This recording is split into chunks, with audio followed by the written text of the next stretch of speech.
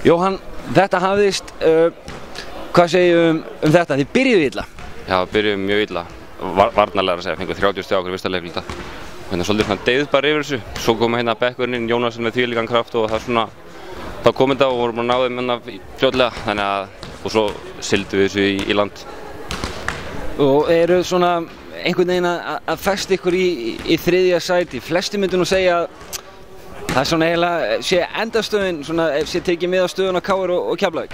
Já, hérna KR og Keflavík það er ólíklegt að þeir sé að fara að tapa ykkur 3-4 leikjum þannig að svo við náum og við vinna alla, þannig að við lítum á þriðja sæti svona sem okkar markmiði þetta tímabilið í deildinni eins og staðan er núna. Þannig að það verður að hafa það. Höllin ekkert að trufla undirbúning hver aðra leiki núna? Jú, það er bara þannig, þegar maður er komið með höllina og hérna þá er maður með huga við það og hérna það hefur sést í síðustu 2 leikjum hjá okkur. En hérna, ja, það er ekki afsökun skilur, þetta er bara lúxusvandamál. Nákvæmlega. Jóhann, svona staðana á Grindavíkur hópnum, eru þið færir 3 ár í röð? Það sjálfsögðu. Ég var ekkert að mæta á æfingar hverju kvöldi ef ég hefði ekki trúið að ég væri að fara að vinna titla sko. Þannig að, já, bara klárlega, við trúum því.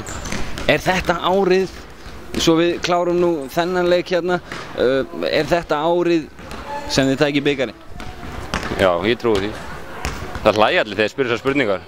Enda hérna Grindavík hefur ekkert gengið vel í bikarnum síðustu ár. Og hérna, ég meina, við erum með ykkur 70% vinningshlutfall og þá erum við búin að fara í hvað 5. skipti núna og hljótu að hafa. Bara alla prósentu reikningar segja það eða ekki. Það er bara þannig. Þú ert stærðfræði séni mikið, Jóhann. Ég veit ekki hvort að Erlingur myndi kvitta upp á það. Þarna vísar í gamla stærðfræðikennarann í Njarðvíkurskóla.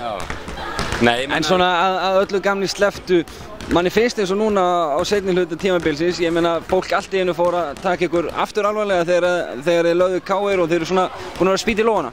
Já, ég meina,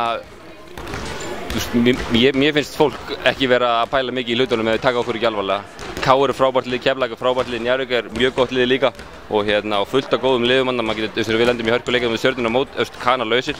En hérna við teljum okkur vera eitt af liðunum sem að ætla að verða meistarar, þannig að okkur er samt stétt saman hvað fólk er að pæla í utanvallar sko.